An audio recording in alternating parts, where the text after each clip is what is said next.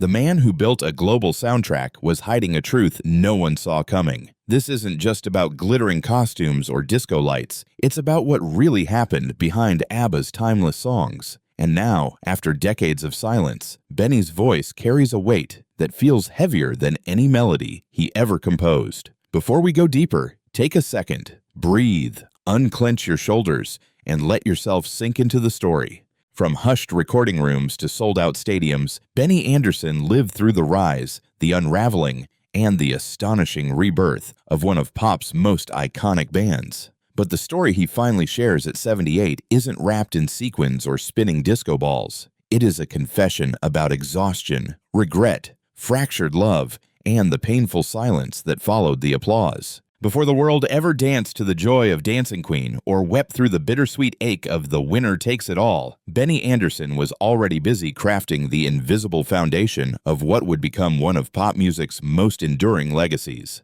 Born on December 16, 1946, in Stockholm's Vasa district, he grew up in a working-class family where music was less a career path than a cherished tradition. His father, a civil engineer, and his grandfather, a self-taught musician, placed an accordion in Benny's hands when he was just 6. That modest gift ignited a lifelong fascination with melody and harmony. Unlike many of his peers who chased the thrill of stardom, Benny wasn't driven by the hunger to be seen. What captivated him was the inner architecture of music, the mathematical elegance of Bach, the storytelling woven into Swedish folk songs. Teaching himself piano entirely by ear, he could reproduce a melody after hearing it only once or twice. By the age of 10, he was already performing at school concerts and family gatherings, admired not for dazzling showmanship, but for his rare sensitivity to tone and emotion.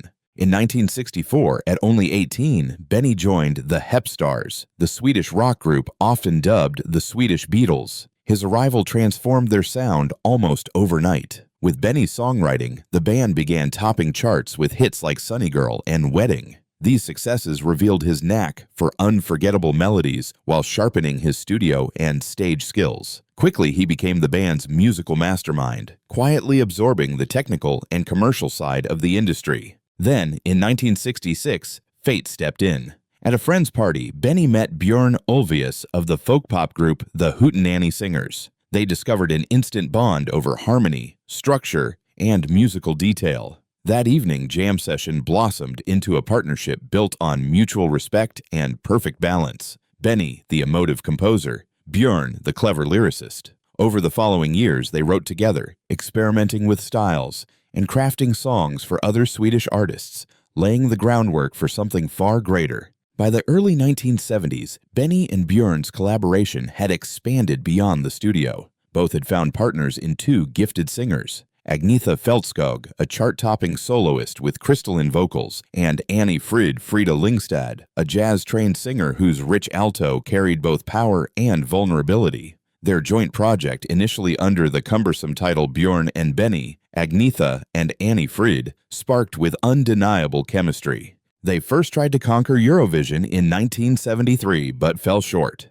Undeterred, they returned in 1974 with Waterloo, a glam pop anthem that captured Europe's heart, won the contest, and turned them into instant international stars. Soon after, they adopted a name as unforgettable as their music, ABBA, drawn from the initials of their first names. And with that, history was written. From that moment onward, Benny stopped being just another pop musician. He became a true architect of sound. Each track was a canvas, and he approached it like an artist with a brush, layering instruments as if they were colors, weaving harmonies with painstaking care, and experimenting with synthesizers long before the world considered them fashionable. Inside the studio, Benny's reputation grew quickly. Patience was his trademark, perfectionism his compass. He could spend endless hours, sometimes days, polishing a single harmony until it struck the exact emotional chord he was chasing. Popular trends didn't move him. What mattered was building something that would last, music that would outlive the moment.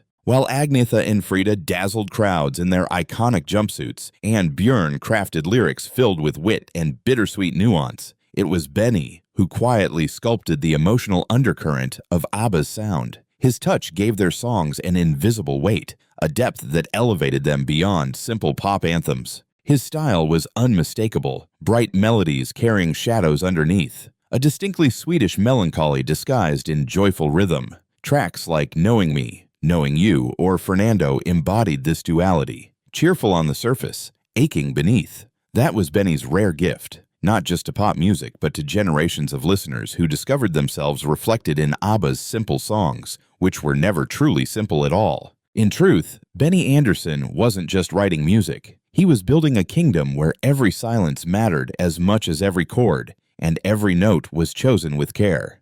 The spotlight often shone elsewhere, but the architecture of ABBA's sound was always, unmistakably, his. The next and final studio album, The Visitors, released in 1981, carried with it the weight of emotional winter. Songs like When All Is Said and Done and Slipping Through My Fingers seemed soaked in unspoken sorrow, each lyric echoing the fractures beneath the polished surface. The once dazzling sparkle was dimming, and though ABBA would carry on for another year, something vital had already slipped away, confirming the silence that fans everywhere could feel. For more than 4 decades, the end of ABBA's story was defined not by headlines of scandal or dramatic farewells, but by an uncanny quiet. Unlike so many legendary bands who marked their goodbyes with farewell tours, press conferences, or one last cathartic performance, ABBA simply vanished. Their final official single, Under Attack, released in December 1982, failed to capture the magic of their earlier triumphs. No new album followed, no final curtain call, just a slow fade into the mist, leaving fans with only speculation and unanswered questions. Why stop at the height of success? Was it money, creative conflict, or personal heartbreak? For years, the silence grew heavier, and interviews offered only vague hints. The word hiatus was tossed around, public appearances became rare, and ABBA seemed to crystallize into myth, frozen in time as the perfect pop group that ended without explanation. That silence finally broke in November 2024. Benny Andersson, long known for his private nature and quiet avoidance of personal publicity, sat down with The Guardian. There was no glossy press release, no polished PR narrative. Instead, Benny spoke plainly, almost disarmingly so. "We were exhausted," he admitted. Marriages were unraveling. The music no longer felt alive. They needed to stop, if only to preserve themselves. That unsentimental confession struck harder than any scandal because it rang with a rare, undeniable truth. In those few words, Benny confirmed what many fans had long suspected. The end of ABBA wasn't about betrayal, artistic battles, or financial disputes. It was about emotional depletion. After years of performing, recording, and projecting joy while their personal lives quietly collapsed, the group was simply drained. Their ending wasn't explosive, but quiet. Not dramatic, but inevitable. Then, in April 2025, Benny deepened that honesty in a follow-up interview with Billboard. He described those final years, 1981 and 1982, as uninspired working days. What had once been vibrant, joyful collaboration had dulled into routine. He and Bjorn were still writing, but the energy and purpose that once fueled them had withered. Songs emerged more slowly, sessions grew shorter, and the music felt less like passion and more like duty. Most telling was the way Benny framed the decision to stop. He didn't see it as failure, nor did he try to romanticize it. He simply called it an inevitable unraveling. They could no longer go on pretending, neither to the world nor to themselves. And in that clear-eyed honesty, there was not only illumination, but also healing, both for the band and for those who had carried their music through the decades. As you let that truth settle, take a moment, close your eyes, breathe deeply, and let yourself honor the quiet endings in your own life, the ones that, like ABBA's, carry both loss and release. For decades, fans had sensed that ABBA's final albums carried a different weight, more reflective, more sorrowful, almost like diary entries set to melody. Tracks such as One of Us, Like an Angel Passing Through My Room, and The Day Before You Came didn't just sound sad. They were sad. Every lyric, every chord seemed heavy with something unspoken, a truth that listeners could feel in their bones, even if they couldn't name it.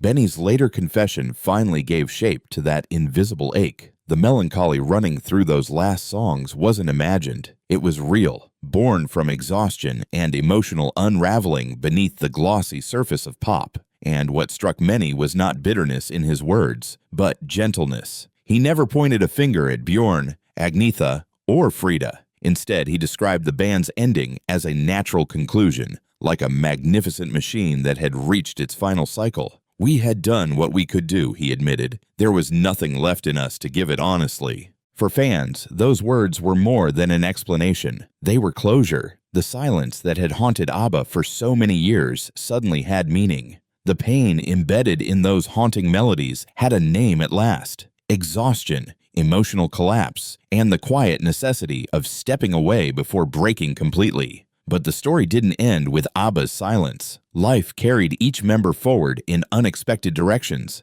and for Frida, the path was both dazzling and devastating. In '92, she surprised the world by marrying Prince Heinrich Russo-Royce of Plauen, stepping into the rarefied world of European royalty. The Swedish press erupted. How could the woman who once ruled disco floors now be residing in a Swiss castle, moving among ballrooms and banquets? Yet the role of princess was no fairy tale. Frida wrestled with the rigidity of aristocratic tradition, so different from the spontaneity and passion that had defined her as a performer. Then, in 1998, tragedy struck with unimaginable force. Her daughter, Anne-Lise Lotte, died in a car accident in New York at just 30 years old. The loss shattered her. The woman who once sang before millions now withdrew into silence, mourning in seclusion at her home near Lake Geneva. The sparkle of fame, the sheen of royalty, all of it dimmed compared to the hollow emptiness left by her daughter's absence. And yet in that darkest chapter, Benny reappeared. Despite everything, he reached out. They shared something no one else could understand, a past filled with brilliance and collapse, triumph and heartbreak. In their quiet reconnection, there was comfort, not in reliving the glory of ABBA, but in the quiet recognition that only those who had lived through the same storm could truly understand. For Frida, who once sought validation in the spotlight, peace now came from something far simpler, being remembered by someone who had known her before it all. Then, astonishingly, the unthinkable happened. In 2018, after decades apart, ABBA reunited to record 2 brand new songs. The announcement sent shockwaves through the music world. It wasn't just the end of a 36-year silence. It was the opening act of one of the boldest ventures in music history, ABBA Voyage. By 2021, Benny and Björn had written a full-length studio album under the same name, with Benny taking meticulous control of production. But Voyage was more than an album. It was a revolution in live performance. Combining motion capture and cutting-edge avatar technology, ABBA's 1979 selves were reborn digitally, performing alongside a 10-piece live band in a purpose-built London arena. When the show launched in May '92, it became a phenomenon. More than 1.3 million tickets were sold to fans from over 140 countries. The avatars didn't merely replicate. They transcended, delivering a spectacle that stunned critics and audiences alike. Behind it all was Benny, the tireless craftsman personally overseeing every detail of sound design, demanding authenticity, emotional precision, and technical perfection. And perhaps most astonishing of all, ABBA once turned down a staggering $1 billion offer for a reunion tour. It wasn't that they couldn't fill stadiums, they easily could have. But they didn't want to chase a ghost or relive a high that no longer existed. Instead, they chose to redefine what performance could mean on their own terms. Through digital avatars, they proved that presence isn't always about being seen. Just as Benny had always believed, the music itself was enough. It spoke for them then, and it continues to speak now, louder than ever. Now, at 78, Benny Andersson no longer hides behind layers of perfect harmonies or the safety of studio walls. In recent interviews, he has begun quietly unpacking decades of restraint, peeling back the silence he once lived behind. He admits that music was never just his craft. It was his escape. When pain felt unspeakable, he turned it into melody. He once confessed, "I gave my best lines to songs, not to the people who needed to hear them from me." A single sentence, simple yet devastatingly honest, reframes everything we thought we knew about ABBA's story. Benny wasn't cold or distant, as some assumed. He was afraid of confronting the storm of emotions that lived beneath every love song, every breakup ballad, every chart-topping hit that carried secret heartache. That silence, that fragility, was what slowly eroded the band from within. It wasn't betrayal, it wasn't bitter drama, it was simply human vulnerability, something fame could never teach them to manage. And yet, there's something profoundly beautiful in this honesty. Because by finally speaking these truths aloud, Benny has given us what ABBA themselves never did: true closure. He reminds us that their legacy was never about flawlessness or glamour. It was about endurance. The music didn't erase their pain, but it gave them a way to survive it. Perhaps that is why the songs endure today. They were never perfect illusions. They were pieces of real lives, messy, complicated, fragile, woven together in sound. Now, after all these years, the quiet man at the piano has finally opened the door, letting us glimpse the raw humanity behind the legend. What about you? How do you imagine ABBA's music might have sounded if they had faced their emotions head-on instead of only through their songs? Share your thoughts below. We'd love to hear them.